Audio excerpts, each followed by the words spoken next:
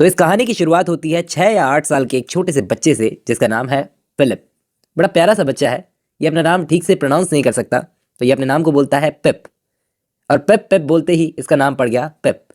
अनाथ बच्चा है, माँ और बाप इसके दोनों ही नहीं है। इसके कुछ भाई बहन भी थे बाकी के, जो ज़्यादा जी नहीं सके।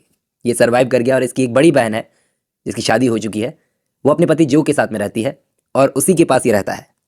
इसका बहनोई जो, वो एक लोहार का काम करता है।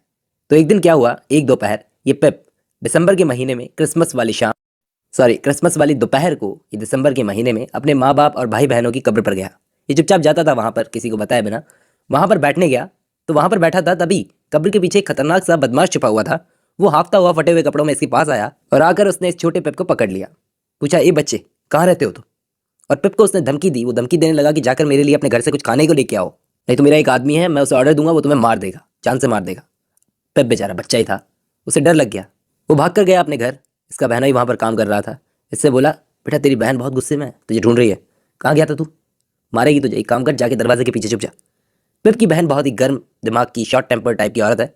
वो पिप को डांटती मारती सब सब करती है। और इस औरत के रहते, अपनी बहन के रहते, पिप को डर लगने लगा कि कैसे चुराएगा वो खाना उस कैदी के लिए। जिस वक्त ये पूरी फैमिली खाना खा रही थी तो इसको डर लग रहा था। ये इसने क्या किया, अपना ब्रेड और बटर चुपचाप किसी की नज़रों में आया बिना उस कैदी के लिए छुपा लिया। बेचारा खुद भूखा रहा, इतना साफ दिल का है। इसका बहनोई जो है ना, वो बड़ा प्यार करता है इससे, इसे कंधे पर बैठाकर घुमाता है, कभी इसे डांटता मारता नहीं है। पिप ने उस धमकी की वजह से अपने घर में जो ब्रांडी की बोतल पड़ी थी, उस ब्रांडी में से ब्रांडी चुरा ली और थोड़ा सा पानी उसमें भर दिया। इसको पता नहीं था वो पानी नहीं था, कोई दवाई थी। खाना तो इसने चुरा ही लिया था और खाना थोड़ा और चुरा लिया इसने। और ब्रांडी लेकर वो भागा उस बदमाश के पास। उसने देखा कि वो बदमाश ठंड में काँप रहा था। उसने उसे खाना दिया, ब्रांडी दी और चुपचाप साइड में खड़ा हो गया। उस बदमाश को खाते हुए देखने लगा। वो बदमाश किसी कुत्ते की तरह खा रहा था और खाता खाता पिप से बोला, थैंक्स। पिप बहुत ही धीमी आवाज़ में उस बदमाश से बोला, अभी मैं जब रास्ते में तुम्हारे लिए खाना लेकर आ रहा था तो रास्ते में मुझे तुम्हारे जैसा एक और आदमी दिखा। ये सुनकर वो बदमाश खाता खाता रुक गया और पूछा, कहाँ देखा तुमने उस आदमी को? उसने अपना खाना फेंका और उस डायरेक्शन में जाने लगा जो डायरेक्शन पिप ने उसे बताई। पिप को तो लगा डर, वो भाग गया अपने घर पर, वापस अपने घर में भाग आया। उस शाम इसके घर में क्रिसमस की तैयारियां चल रही थी, क्योंकि आज इनके घर में कुछ खास रिश्तेदार आने वाले हैं। रिश्तेदारों के आने से पहले ये अपने बहनोई के साथ चर्च में गया। चर्च में जाकर गॉड से अपनी चोरी के लिए माफ़ी मांगी। जब तक ये घर पहुंचा तब तक इसके मेहमान आ चुके थे। इनके घर में मेहमानों में एक इसके अंकल भी थे, अंकल पंबलचुक, एक व्यापारी अंधविश्वासी टाइप के आदमी। जब पिप उन मेहमानों के बीच में गया तो उसे बच्चा समझकर सब उसके मज़े लेने लगे। लेकिन पिप को चिंता थी कि अभी इन लोगों को ब्रांडी सर्व की जाएगी और ब्रांडी पियेंगे तो ज़रूर ये पहचान लेंगे कि ब्रांडी नहीं, ये पानी है। जैसे ही अंकल पंबलचुक ने ब्रांडी को अपने होठों पे लगाया और अंदर पीने लगे, अगले ही मोमेंट उन्होंने उसे थूक दिया। पिप तो भाग गया कमरे से बाहर। पीछे पीछे इसका बहनोई भी कमरे से बाहर चला गया। बाहर जाके देखा तो 2 पुलिस वाले खड़े थे, हाथ में हथकड़ी लेकर। वो पिप के बहनोई इस लोहार जो से बोले कि हमारी हथकड़ी टूट गई है, बना दोगे क्या? दरअसल हम लोग यहाँ पर 2 कैदियों को ढूंढते हुए यहाँ पर आए हैं जो जेल से भाग गए हैं। इसी एरिया में कहीं पर छुपे हैं। जब तक जो उनकी हथकड़ी बना रहा था तब तक उन पुलिस वालों ने पूरी कहानी बताई कि कैसे कैसे वो कैदी जेल से भागे। तो यहाँ पर खड़े सारे मोहल्ले वाले उन पुलिस वालों की कहानी सुनने लगे, एक्साइटेड हो गए कि हम भी देखेंगे कैदी कैसे होते हैं। सारे लोग उन पुलिस वालों के पीछे पीछे चलने लगे। जो ने भी पिप को कंधे पर बैठा लिया और गए ये भी कैदी देखने के लिए। वहाँ जाकर इस पिप ने देखा, अरे ये तो वही आदमी है, वही बदमाश जिसे इसने खाना खिलाया था और ब्रांडी दी थी। वो कीचड़ में वो दूसरे वाले बदमाश के साथ में लड़ रहा था। पुलिस वालों ने उन दोनों बदमाशों को पकड़ लिया और अपने साथ में ले जाने लगे। फिर जब रास्ते में चलते चलते उस बदमाश ने पिप को देखा, नोटिस किया, तो इसने नोट किया, अरे ये तो वही बच्चा है जिसने मुझे खाने को ला कर दिया था। शायद ये बदमाश एक अच्छे दिल का आदमी है। खैर, उसे तो पुलिस पकड़ कर ले गई और पिप वापस अपने घर में आया अपने जीजा के साथ में, अपने बहनोई के साथ में, और थका हारा सो गया। अब ऐसे ही पिप की ज़िंदगी के और कुछ साल गुजर गए। मतलब कि जब इसने उस बदमाश की मदद की थी वो किस्सा तो ख़त्म हो गया। खैर, इसने पढ़ना लिखना शुरू कर दिया। खुद तो पढ़ नहीं पाता था। एक अनाथ लड़की थी इसी की तरह, बेडी नाम की, वो इसे पढ़ना लिखना सिखाती थी, लेकिन ये सीख नहीं पाता था ढंग से। कुछ लेटर्स लिखता था अपने बहनोई जो को, उसे दिखाता था तो वो बेचारा पढ़ नहीं पाता था, वो पढ़ा लिखा नहीं था। वो अपने बचपन की कहानियाँ सुनाता था इसको। ये पूछता था कि आप पढ़े लिखे हो, तो वो बोलता था कि नहीं, मैं पढ़ा लिखा नहीं हूँ, क्योंकि मेरे फादर शराबी थे, लेकिन फिर भी एक अच्छे आदमी थे, अच्छे दिल के आदमी थे। अब इसका बहनोई इसको देखकर बड़ा खुश होता था कि पिप तो कम से कम पढ़ रहा है। अब दोस्तों, मैंने आपको बताया था वो अंकल पंबलचुक जो थे, जो क्रिसमस के दिन इनके घर पे आए थे, वो आकर इनको बोले एक दिन कि एक अमीर लैंडलेडी है मेरी, मिस हैविसम नाम है उनका, बिल्कुल अलग से इलाके में रहती है। वो कुछ छोटा सा बच्चा ढूंढ रही है जो उनके घर में उनकी बेटी के साथ खेल ले। तो मुझे आपके पिप का ख्याल आया। पिप की दीदी तो, मतलब इसकी बहन तो पागल ही हो गई कि मेरा भाई अगर इन अमीर लोगों के घर जाएगा तो मतलब इसका फ्यूचर ही बन जाएगा, शायद कुछ अच्छा हो जाए। तो जल्दी जल्दी ये पेप को नहलाने लगी, तैयार करने लगी, अच्छे कपड़े पहनाए। पेप पहली बार अपने बहनोई से जो से इतना दूर जा रहा था। अंकल पंबलचुक अपने साथ में ले गए उसको। अब मिस हैविसम से मिलने से पहले अंकल पंबलचुक ने उसे ठीक से सिखा दिया कि क्या क्या करना है, कैसे बिहेव करना है। और जब ये मिस हैविसम के घर गया तो देखा बहुत बड़ी सी बिल्डिंग, बहुत ही बड़ा घर, एकदम बंगला ईंटों से बना हुआ, लेकिन कुछ पुराना सा लग रहा था। अंदर जाते ही अंकल ने डोरबेल बजाई। एक जवान सी औरत ने दरवाज़ा खोला।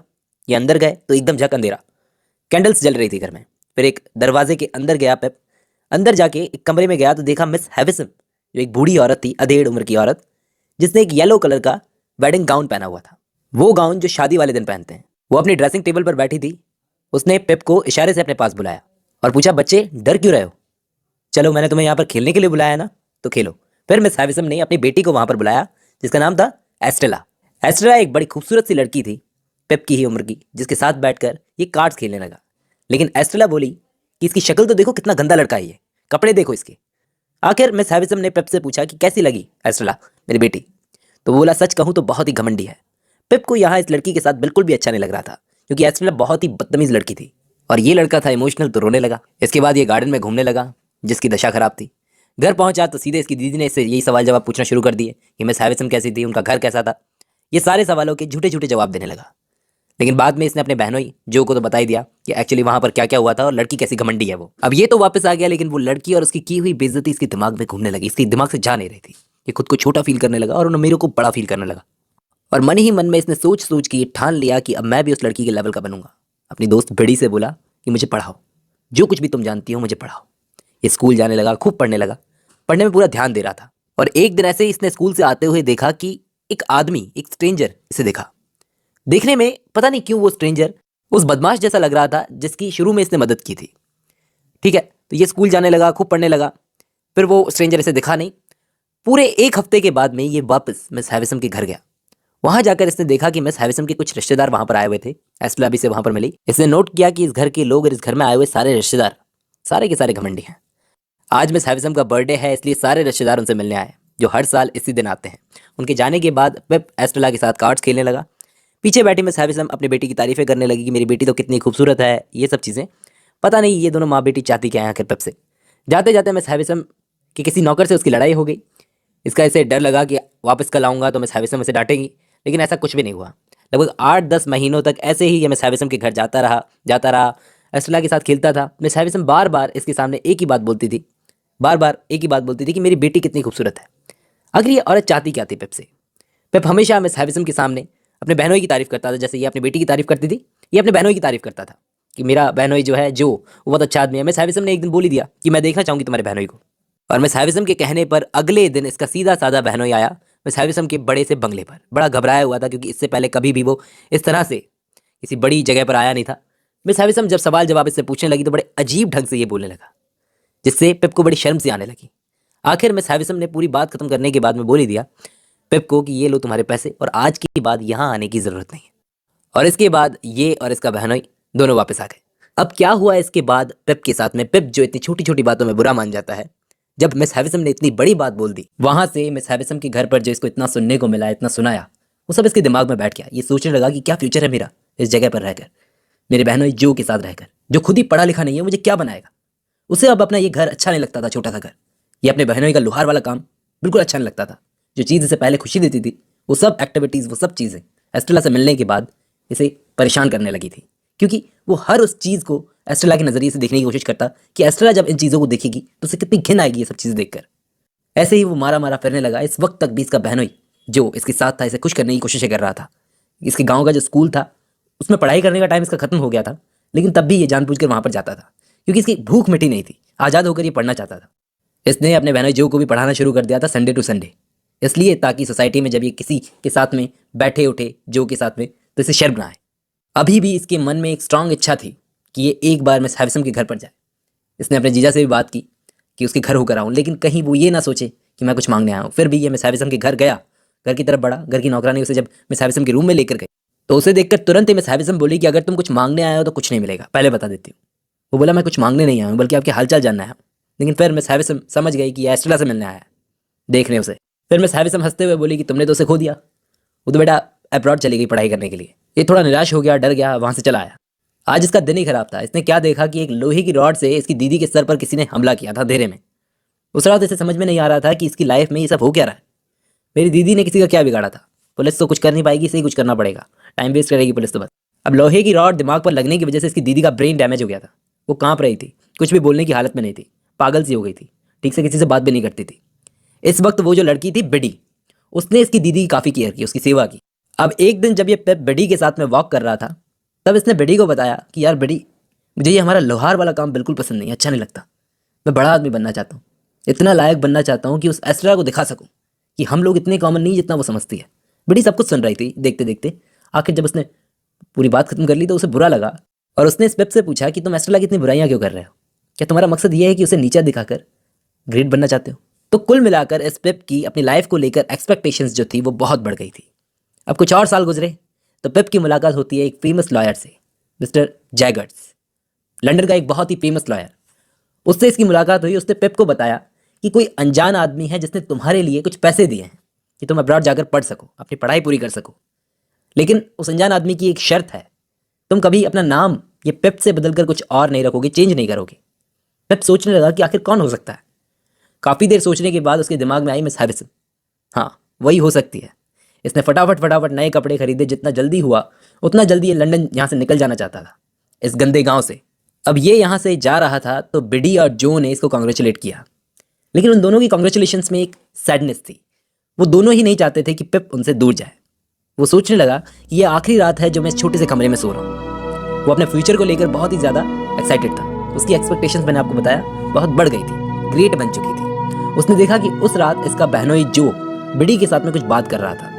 वो दोनों बहुत दुखी थे कि पेप उनसे इतना दूर जा रहा है, लंदन जा रहा है। लेकिन पेप को भी जल्दी से जल्दी इस गाँव से निकलना था और आखिर पेप उस अपने गाँव को छोड़कर गंदे किरकिरे लंदन में पहुंच गया। वो पहुंचा मिस्टर जैगर्स के ऑफिस में। सबसे पहले तो ऑफिस की दशा बहुत ही खराब थी।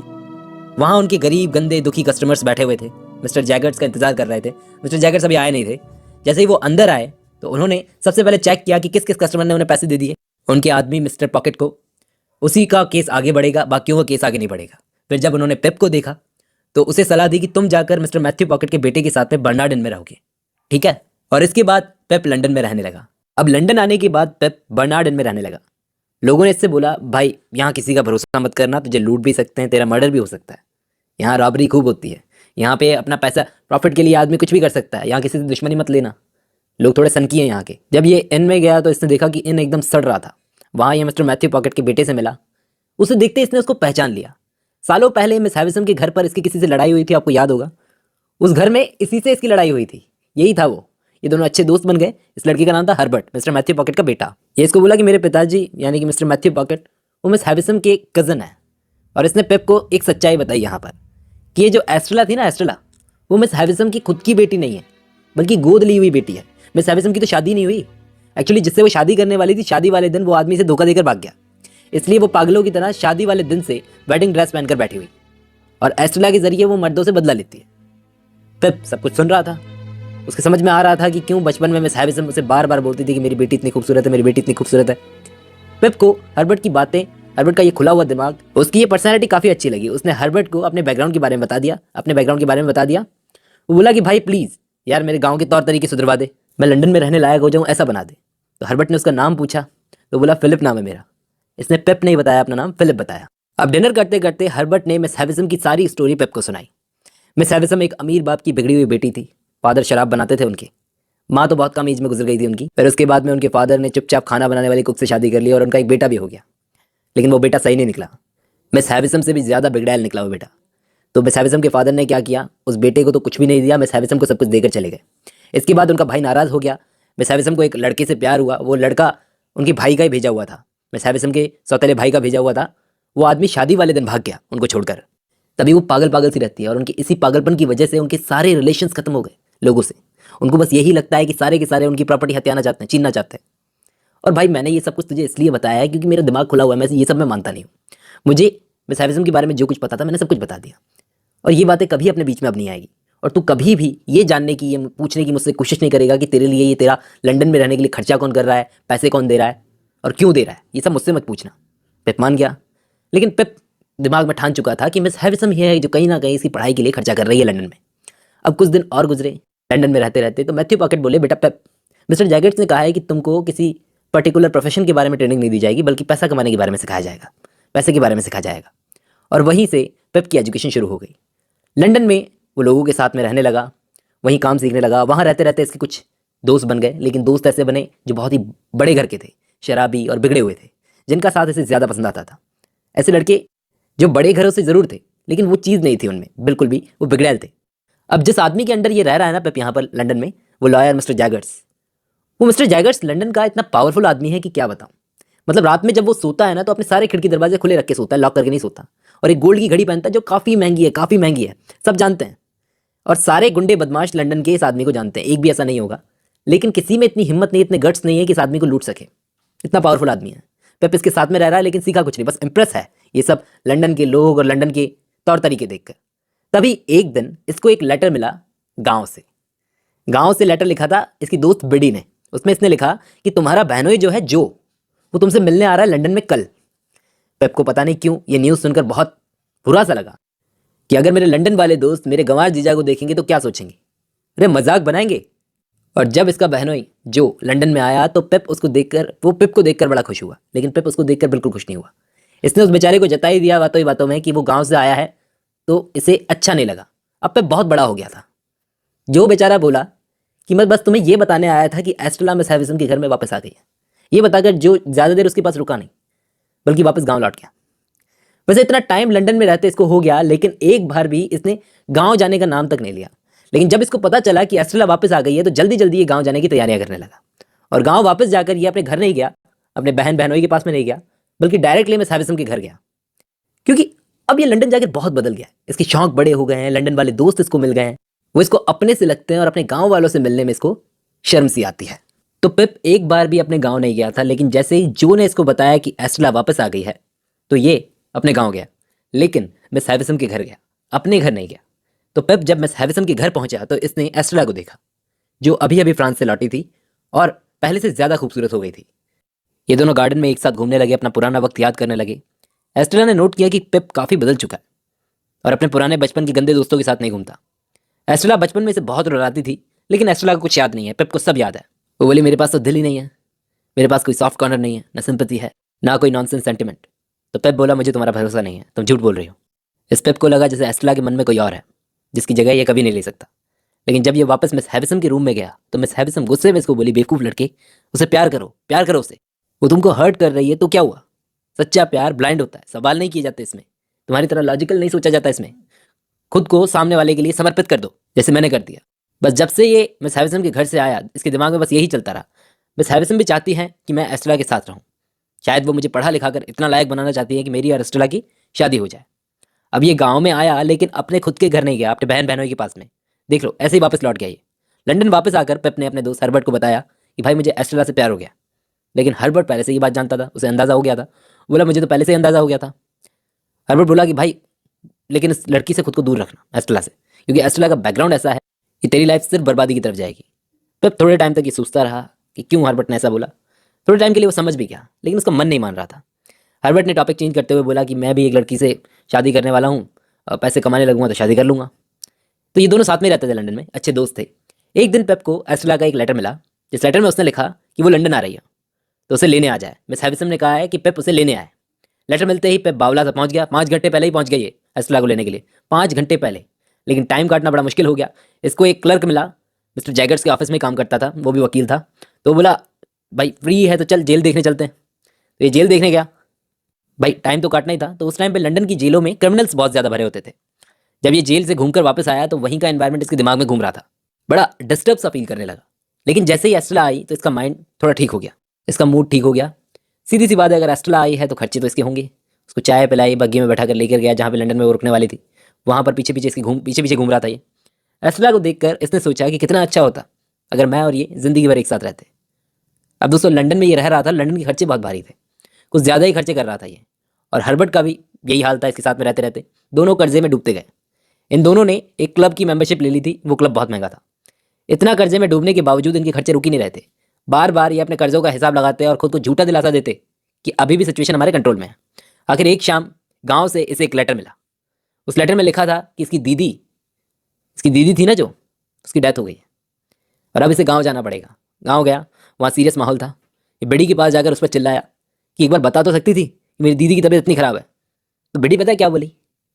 मुझे लगा तुम्हें जानने में क्या इंटरेस्ट होगा, तुम चिंता मत करो, तुम रहो लंदन में, मुझे स्कूल टीचर की जॉब मिल गई है, और घर की चिंता मत करना, मैं घर भी संभाल लूँगी, जो का भी ख्याल रख लूँगी। ये बोला ऐसा क्यों बोल रही हो, मैं आता रहूँगा तुम लोगों से मिलने के लिए, जैसे अभी बहुत आता रहा है ये। और अगली सुबह ही पेप वापस लंदन के लिए रवाना हो गया।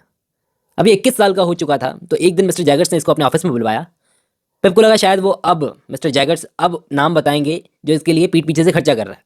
ये तो मान चुका था मिस हैविसम है, लेकिन असल में मिस्टर जैगर्स को ये परवाह थी कि पेप इतना कर्जे में डूबता चला जा रहा है, तो उसको कर्जे से निकालने के लिए कुछ तो करना पड़ेगा। उन्होंने पेप को कुछ पैसे दिए कि जाकर अपने कर्जे चुकाओ पहले तो, और तुम्हें अभी भी नहीं बताया जाएगा कि तुम्हारे पीछे से ये खर्चे कर कौन रहा है तुम्हारे लिए। अब लंदन में जहाँ पर एस्टेला रह रही थी वहाँ पर इसके पीछे पीछे ये पागल सा बावला सा घूमता रहता था। जहाँ एस्टेला रह रही थी वहाँ पर चला जाता था, बार बार जाता था। एस्टेला के इस वक्त सबसे करीब यही था लड़कों में, लेकिन ये करीबी रोमांटिक नहीं थी। एस्टेला इसको दोस्त समझती थी। एक्चुअली एस्टेला को मिस हैविसम ने पाल पोस कर ऐसा बनाया था कि जो मिस हैविसम बोलेगी वही वो करेगी, मिस हैविसम की ही बात मानेगी। लंदन में अगर कोई लड़का एस्टेला के करीब भी आता तो इससे बिल्कुल बर्दाश्त नहीं होता था। और एस्टेला के चक्कर में, इसी चक्कर में 2 लड़कों से इसकी लड़ाई हो चुकी थी, हाथापाई वाली। अब ऐसे ही गुजरते वक्त के साथ पेप 23 साल का हो गया। इसने लंदन में पढ़ाई लिखाई तो छोड़ दी थी, ऐसे ही बड़े बड़े शौक हो गए थे इसके। तो एक तूफानी रात इसको एक अजीब सा आदमी मिला, एक रफ गंजा सा आदमी जिसका बोलने का लहजा एकदम लोअर क्लास जैसा लग रहा था। अब आप यकीन नहीं करोगे कि वो आदमी कौन था। वो आदमी वो बदमाश था जिसकी बचपन में इसने खाना खिलाकर, ब्रेड खिलाकर मदद की थी, ब्रांडी पिलाकर। वो आदमी पेप से बोला, अरे तुम तो काफ़ी बड़े हो गए। पेप उससे बात नहीं करना चाहता था। तब की बात कुछ और थी, तब वो बच्चा था। अभी वो एक क्रिमिनल से बात क्यों करेगा। वो घूमकर जाने लगा। तभी पीछे से वो बदमाश बोला, तुम्हें क्या लगता है तुम पर ये लंदन में रहने का खर्चा कौन कर रहा है? मैं कर रहा हूं। पेप ये सुनकर एकदम स्पीचलेस, एकदम चुप, जैसे बेहोश होने वाला हो। वो बोला कि मैंने न्यू साउथ वेल्स में जाकर दिन रात काम किया शेपर्ड का। बच्चे पता है क्यों? ताकि तू पढ़ सके, तुझे जेंटल आदमी बना सकूं। मैं तुम्हारा दूसरा बाप हूं, ऐसा समझ लो। और बता ये सब मैं क्यों कर रहा हूं? क्योंकि उस दिन तेरे बचपन में जब मैं भूखा मर रहा था ठंड से, उस वक्त तूने मेरा पेट भरा था, उसी का बदला ये सब। मैं इलीगली लंदन में आया हूं, पकड़ा भी जा सकता हूं, मुझे लटका भी दिया जा सकता है। पेप उसे अपने साथ अपने घर में ले गया, छिपा लिया। तो पेप की तो सारी एक्सपेक्टेशंस ये सच सुनने के बाद में तहस नहस हो गई जब उसे पता चला कि मिस हैविसम उस पर खर्चा नहीं कर रही थी और एस्टेला उसकी किस्मत में नहीं है। और उससे भी बड़ी बात कि इस क्रिमिनल के लिए ये जो और बिडी को गांव में अकेला छोड़कर आ गया। इस बदमाश की, इस क्रिमिनल की अपीयरेंस से उसे डर सा लगने लगा था। जैसे ही वो क्रिमिनल सो गया तो इसने उसे रूम में लॉक कर दिया। इस क्रिमिनल का नाम है मैगविच। अब इसे डर सा लग रहा था कि ऐसे आदमी के साथ रहना खतरे से खाली नहीं है। इसने फैसला किया कि ये क्रिमिनल का दिया हुआ एक एक पैसा वापस लौटा देगा। लेकिन लौटाएगा कैसे, क्योंकि पहले ये कर्जे के तले दबा चला जा रहा है और अभी इतना लायक भी नहीं है कि कुछ काम कर सके। पेप और हर्बर्ट ने उस क्रिमिनल मैगविच से पूछा कि आप अपनी कहानी सुनाओ कि आप क्रिमिनल बने कैसे। तो उसने बताया कि मैं अनाथ था, गलियों में घूमता था, सर्वाइव करने के लिए क्राइम्स करता था। फिर एक दिन मुझे एक अमीर पढ़ा लिखा आदमी मिला, एक जेंटलमैन जिसका नाम था कंपेसन। अब वो इतना पढ़ा लिखा जेंटल आदमी था, लेकिन उसके साथ मिलकर उसके अंडर मैंने क्राइम करना शुरू कर दिया। उस वक्त कोई आदमी था, कोई बहुत बड़ा आदमी था, आर्थर नाम का, उसके लिए हम काम कर रहे थे। कोई अमीर औरत थी, उससे शादी का नाटक करना था। अब आप समझ रहे हो कहानी, मिस हैविसम की यहाँ पर बात की जा रही है। उस औरत के भाई के कहने पर हमें उस औरत के साथ शादी का नाटक करना था और शादी वाले दिन कंपेसन भाग गया। लेकिन इस जालसाजी के चक्कर में हम दोनों को अरेस्ट कर लिया गया। मैंने तो अपना सब कुछ बेच दिया मिस्टर जैगर्स को हायर करने के लिए, अपने लॉयर हायर करने के लिए, लेकिन कंपेसन के लॉयर ने मुझ पर, मेरी इमेज पर दाग लगाना शुरू कर दिया, खराब करना शुरू कर दिया कि मैं एक गरीब आदमी हूँ तो मैं कुछ भी कर सकता हूँ। तो कोर्ट ने उस कंपेसन को कम सजा सुनाई और मुझे ज़्यादा सुना दी। तब से मैं उसका दुश्मन बन गया। बचपन में तुझे याद होगा, पेप को बोला उस आदमी ने, जिस आदमी से मैं लड़ रहा था कीचड़ में, पुलिस हमें पकड़ने आई थी, वो वही आदमी था कंपेसन। तब से मैं उसका दुश्मन बन गया। मुझे नहीं पता आज वो जिंदा है या मर गया। अब दोस्तों यहाँ पर एक बात आपने नोट की कि मिस हैविसम भी इस कहानी से कनेक्टेड है। ये क्रिमिनल जिस आदमी के बारे में बता रहा है कंपेसन, वो आदमी मिस हैविसम को सालों पहले शादी वाले दिन धोखा देकर भाग गया था। अभी तो पेप को ये झटके लगे हैं, अभी तो झटके लगने बाकी हैं। ये जब मिस हैविसम के पास गया तो उनसे जाकर 4 सवाल इसने पूछे। क्या जब पहली बार मैं आपके पास आया था आपके घर में, क्या आपने मुझे अपना नौकर माना था? क्या ये चीज़ कोइंसिडेंस है कि वो जो लॉयर है मिस्टर जैगर्स, वो आपका और उस बदमाश दोनों का काम करता है, दोनों के लिए काम करता है? तीसरा सवाल ये था, क्या आपको पता था, मैं समझता था कि आप मेरे लिए लंदन में खर्चा कर रही हैं, लेकिन आपने चलने दिया मुझे परेशान करने के लिए। ये सारी बातें सच थी और इन सारी बातों को मिस हैविसम ने माना कि हाँ ये सब सच है। मैंने पहली बार तुम्हें नौकर माना था और मुझे पता था कि तुम समझ रहे हो कि लंदन में मैं तुम पे खर्चा कर रही हूँ, मैंने ये सब चलने दिया। इस वक्त पेप मिस हैविसम से बोला कि आप लोगों पर भरोसा करना सीखो, सब धोखेबाज नहीं होते। लेकिन मिस हैविसम ने कोई रिस्पॉन्स नहीं दिया। अब इसको एक और झटका लगना बाकी था। इसको पता चला यहीं पर कि एस्ट्रेला शादी कर रही है किसी लड़के से, उस लड़के से जिसको इसने एस्ट्रेला के चक्कर में पीटा था। एस्ट्रेला उसी लड़के से शादी कर रही थी। उस वक्त ये एस्ट्रेला के सामने गिड़गिड़ाया, बोला कि वो लड़का तुम्हारे लिए सही नहीं है, मुझसे ना सही तो ठीक है किसी ढंग के लड़के से शादी कर लो जो तुम्हें सच में प्यार कर सके। एक बार को तो एस्ट्रेला को पेप की बोली, ये सच्चे दिल से बोली हुई बात लग गई, लेकिन उसने बोला कि तुम चिंता मत करो, तुम इस गम से उभर जाओगे। पेप रोने लगा कि कभी नहीं उभर पाऊंगा। मिस हैविसम ये सारा सीन देख रही थी। आखिर जो वो चाहती थी पेप के बचपन से, वो सब आंखों के सामने वो देख रही थी। पेप रोता हुआ लंदन वापस आ गया। होटल में जागते हुए रेस्टलेस पूरी रात बिना सोए उसने गुजारी, लेकिन फिर भी इसे चैन नहीं पड़ा। अब वो क्रिमिनल जैसा भी था, उसने पेप के भले की सोची। पेप जब वापस लंदन गया, उसने हर्बर्ट के साथ मिलकर ठान लिया कि हम लोग इस मैगवेज को इस देश से बाहर निकलने में मदद करेंगे पानी के रास्ते। तो ये लोग लग गए प्लानिंग करने में। पेप को इस मैगवेज की बड़ी चिंता हो रही थी। ऊपर से अभी अभी एस्ट्रेला ने इसका दिल तोड़ा था शादी करके, कर्जे में तो ये पहले से ही था। तो कुछ हफ्ते इसके बड़े मुश्किल से निकले। अब एक रात इसका जाना हुआ मिस्टर जैगर्स के घर पर। पेप को अभी एक झटका लगना और बाकी है इसको, बहुत बड़ा। पेप को उन्होंने अपने घर में डिनर के लिए इनवाइट किया। वहां पर पेप की मुलाकात हुई मिस्टर जैगर्स की एक नौकरानी से, जिसको देखकर इसको ऐसा लगा वो नौकरानी जो खड़ी है वो बिल्कुल एस्ट्रेला जैसी लग रही थी। गौर से सुनना, वो नौकरानी बिल्कुल एस्ट्रेला जैसी लग रही थी। खैर एस्ट्रेला तो नहीं थी, लेकिन वो नौकरानी बूढ़ी भी थी थोड़ी सी। तो उन्होंने पेप से कहा कि मिस हैविसम चाहती है कि तुम उनके पास जाओ, मिस हैविसम तुमको बुला रही है, रिक्वेस्ट कर रही है एक तरह से। तो ये गया अगले दिन मिस हैविसम के पास, जो बिल्कुल अकेली हो गई थी। एस्ट्रेला शादी करके चली गई थी, बिल्कुल अकेली हो गई थी, बिल्कुल बदल चुकी थी। उन्होंने पेप से बस इतना ही कहा, बेटा हो सके तो मुझे माफ कर देना। पेप बोला, इसका दिल अभी भी इतना साफ है, इसने बोला कि मैंने आपको अभी माफ कर दिया, क्योंकि आप तो अपनी बात कर रहे हो, मैंने अपनी जिंदगी में बहुत सारी गलतियां की हैं। मिस हैविसम पेप के पैरों पर गिर गई, रोने लगी कि उसने अपने पागलपन में एस्ट्रेला की जिंदगी बर्बाद कर दी, पेप की जिंदगी बर्बाद कर दी, न जाने कितनों की जिंदगी बर्बाद कर दी। एस्ट्रेला को बिल्कुल खुद जैसा बनाया। इंसानी दिल तो उसके पास है ही नहीं एस्ट्रेला के पास में। अब पेप ने मिस हैविसम की ये हालत देखकर पहले तो तरस आ रहा था, लेकिन उसने मौका अच्छा देखकर वो सवाल पूछ डाला जो आप सबके, मेरे, पेप के मन में है कि एस्ट्रेला आपकी बेटी तो है नहीं, तो आपको वो मिली कहाँ से? तो बोली, मुझे नहीं पता एस्ट्रेला किसकी बेटी है, मिस्टर जैगर्स ने मुझे यहाँ पर उसको ला कर दिया था। मिस्टर जैगर्स, मेरे वकील मिस्टर जैगर्स ने। तो इसका मतलब यह है कि मिस्टर जैगर्स को सारे राज पता है, सबके राज पता है। इसको लंदन जाकर पता करना पड़ेगा कि एस्ट्रेला आखिर किसकी बेटी है। इसके बाद वो लंदन जाने के लिए निकल ही रहा था कि पीछे से मिस हैविसम के कपड़ों में आग लग गई, गलती से उनकी वेडिंग ड्रेस में। वो पूरी की पूरी जल रही थी कि पेप ने उन्हें बचाने की कोशिश की, उन पर कूद पड़ा और उनकी पूरी वेडिंग ड्रेस जल चुकी थी। वो बच तो गई, लेकिन पूरी रात बेहोशी की हालत में वो पेप से माफी मांगती रही कि पेप बेटा मुझे माफ कर दो। इसके बाद पेप लंदन गया और लंदन जाकर डायरेक्टली ये बात इसने जैगर्स से पूछी कि एस्ट्रेला आखिर किसकी बेटी है। जैगर्स बोला कि एस्ट्रेला की माँ मॉली है। मॉली कौन? उस वकील जैगर्स की नौकरानी। सालों पहले वो अकेली पड़ गई थी, तो वो अपने हस्बैंड से अलग हो गई थी। तो उसकी बेटी को अच्छी ज़िंदगी देने के लिए मिस्टर जैगर्स ने एस्ट्रेला को मिस हैविसम को सौंप दिया था, क्योंकि मिस हैविसम ने जैगर्स से कहा था सालों पहले कि मुझे एक अनाथ लड़की की ज़रूरत है। तो जैगर्स ने एस्ट्रेला को सौंप दिया। अब दोस्तों आपको शौक लगेगा ये जानकर कि ये मॉली का हस्बैंड कौन है, यानी कि एस्ट्रेला की असली माँ का हस्बैंड कौन है, एस्ट्रेला का बाप कौन है। वो बदमाश मैगवेज, वो बदमाश मैगवेज एस्ट्रेला का असली फादर है। अब ये बात पेप ने सोचा कि मैगवेज को तो बतानी पड़ेगी, लेकिन वेडनेसडे को वो ये शहर छोड़कर, ये देश छोड़कर जा रहा है। वेडनेसडे की सुबह मैगवेज तो एकदम तैयार था, बोला जेल ने मुझे सिखा दिया कि आखिर आज़ादी की क्या वैल्यू है। अब मैगवेज को जब पता चलेगा कि उसकी बेटी एस्ट्रेला है तो उसका क्या रिएक्शन होगा, क्या वो अपनी बेटी से मिल भी पाएगा या नहीं। अब वेडनेसडे को, बुधवार को, ये मैगवेज पानी के रास्ते ये देश छोड़कर जा रहा था। इस मैगवेज के पेप पर बहुत एहसान थे, तो कम से कम इस पेप का इतना तो फर्ज बनता था कि इस आदमी को इसकी बेटी से एक बार मिलवा दिया जाए, या ये बता दिया जाए कम से कम कि इसकी बेटी जिंदा है। लेकिन उससे पहले ही मैगवेज का दुश्मन कंपिसन वो वहां पर आ गया और बीच समुद्र में इस मैगवेज और उसके दुश्मन कंपिसन की लड़ाई होने लगी। वही लड़ाई जो इस कहानी की शुरुआत में दो बदमाशों में हुई थी, आज यहां पर हो रही थी। आखिर कंपिसन की लाश मिली पानी में। मैगवेज को पकड़ लिया गया, अरेस्ट कर लिया गया, वो देश छोड़कर भाग भी नहीं सका। फिर मैगवेज का ट्रायल शुरू हुआ। इस पेप ने पूरी कोशिश की कि मिस्टर जैगर्स मैगवेज के लिए लड़ें। आखिर मैगवेज ना तो देश छोड़कर भाग सका, ना अपनी बेटी से मिल पाया। ऊपर से जेल में पड़े पड़े वो बीमार हो गया, उसकी तबीयत खराब हो गई, वो घायल भी था।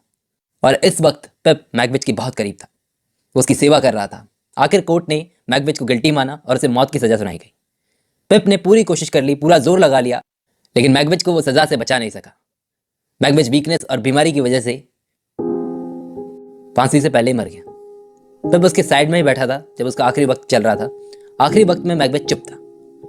पिप का एहसानमंद था कि पिप ने उस बुरे वक्त में उसका साथ दिया। और मरने के कुछ पलों पहले पिप ने मैकबेथ के कान में बोला कि आपकी बेटी जिंदा है, एस्ट्रेला नाम है उसका, और मैं उससे प्यार करता हूँ। मैकबेथ ने पिप का हाथ चूमा और शांति से मर गया। पिप ने उसकी आत्मा की शांति के लिए प्रार्थना की। वो इससे इतना जुड़ गया था मैकबेथ से इन दिनों में कि मैकबेथ के जाने के बाद में वो एकदम अकेला सा हो गया। इस जिंदगी में बिल्कुल अकेला हो गया। कर्ज में तो वो पहले ही डूबा हुआ था। मैकबेथ की डेथ के बाद में इसकी भी हालत खराब हो गई, मतलब ये बीमार पड़ गया, ऐसी हालत हो गई। उस वक्त 2 वसूली करने वाले इसको अरेस्ट करने आए थे, लेकिन जब इसके पास आए तो ये उस वक्त बेहोश था। और अगली बार जब इसे होश आया तो इसने क्या देखा? इसने देखा कि इसका बहनोई जो इसके करीब बैठा था, इसके पास, इसकी बीमारी में इसकी सेवा कर रहा था। उस वक्त वो मोमेंट था दोस्तों जब पिप को शर्म आई, क्योंकि जो के साथ इसने पास में बहुत गलत किया। जब जो इससे मिलने आया लंदन में तो इसने उसको अपना गवार जीजा बोल करके वापस भेज दिया, लेकिन जो के लिए अभी भी पिप उसका दोस्त था। उसने पिप को गांव के बारे में बताया कि मिस हैविसन की तो डेथ हो चुकी है, वो तो गुजर गई, अपनी सारी प्रॉपर्टी अपने रिश्तेदारों के नाम करके गई। और ऐसे ही कई दिनों तक ये दोनों एक साथ रहे। पता है दोस्तों, वो जो लड़की थी ना बिडी, जो शुरू से इसकी फैमिली के साथ में थी, वो भी पिप से बहुत प्यार करती थी, लेकिन इसने कभी उसे नहीं पहचाना। जो ने पिप के सारे कर्जे चुका दिए। पिप का दिल बहुत दुखा कि इंसान जब हवा में होता है तो उसे नीचे का कुछ दिखाई नहीं देता। इसने फैसला किया कि गांव जाकर सबसे पहले बिडी से शादी करेगा। कुछ दिनों बाद जब ये ठीक हुआ, चलने की हालत में हुआ, तो सबसे पहले गांव गया। तो इसकी एक्सपेक्टेशंस वहाँ भी खत्म हो गई। सबसे पहले तो ये कि जिस गांव में इसकी बहुत रिस्पेक्ट थी, बहुत इज्जत थी, ये लंदन गया पढ़ने के लिए, उसी गांव में उसे इतना इज्जत देकर बात नहीं की जा रही थी। पहले लोग जो इज्जत कर रहे थे, अब खबर जब पहुंची कि लंदन में क्या करके आया है तो कोई इसकी रिस्पेक्ट नहीं कर रहा था। दूसरा, जिस बिडी से ये शादी करने आया था, उस बिडी ने इसके बहनोई जो से शादी कर ली थी। पिप का दिल एक बार फिर से टूट गया। उसने इन दोनों को कॉन्ग्रेचुलेट किया और बोला, तुम दोनों ने जो कुछ भी मेरे लिए किया है उसके लिए थैंक यू। और अब मैं अब्रॉड जा रहा हूँ पैसा कमाने के लिए, ताकि तुम्हारे दिए हुए पैसे तुमको वापस कर सकूँ। ऐसा मत समझना कि एहसान उतार रहा हूँ, तुम दोनों का हमेशा मैं कर्जदार रहूँगा। इतना बोलकर पिप चला गया। हर्बर्ट के साथ एक कंपनी में जॉब करने लगा। कुछ सालों तक काम करके उसने सारे कर्जे तो चुका दिए, लेकिन वापस वो लंदन नहीं आया। अगले 11 सालों तक वो वहीं पर काम करता रहा और इंग्लैंड वापस लौट कर नहीं आया। फिर 1 दिसंबर की शाम जब वो वापस आया तो जो और बिडी से मिला, जिनका अब एक बच्चा हो गया था, छोटा सा 10-11 साल का। उसका नाम उन्होंने रखा था पिप। उस बच्चे को देखकर पिप को लगा, पिप को उस बच्चे में अपना बचपन दिख रहा था। उस बच्चे को अपने साथ लेकर गया घुमाने। बिडी ने उससे कहा कि अब तो शादी कर ले, लेकिन इसकी कोई इच्छा नहीं थी। इसने कहा मेरी इच्छा नहीं है। तो उसने पूछा अभी भी एस्ट्रेला तेरे मन में? तो बोला नहीं, मैं तो भुला चुका। लेकिन एक दिन जब इसे पता चला कि एस्ट्रेला वापस आई है, क्योंकि उसके हस्बैंड की डेथ हो गई, कोई घोड़े से गिर के मर गया था एस्ट्रेला का हस्बैंड, तो ये वैसे ही मिट्टी में वॉक करता करता, मिट्टी के डेलों में, गंदगी में वॉक करता करता एस्ट्रेला के घर के पास पहुंचा। और वहां जाकर वही दीवार इसको वापस दिखी जो बचपन में इसने देखी थी। एक बार फिर इसने एस्ट्रेला को देखा, एस्ट्रेला ने इसको देखा। शायद सफरिंग्स और परेशानियों ने एस्ट्रेला को भी इंसान बना दिया था। उसने आखिर पिप से पूछा, पिप के इतना परेशान होने के बाद आज पिप से पूछा, क्या तुम अब भी मुझसे प्यार करते हो? और यहीं पर ये नोवेल खत्म होती है। इस नोवेल की एंडिंग कुछ इस तरह से होती है दोस्तों कि पिप और एस्ट्रेला साथ में वॉक कर रहे थे और उगते सूरज की रोशनी उन पर पड़ रही थी, और इसी के साथ ये नोवेल खत्म होती है।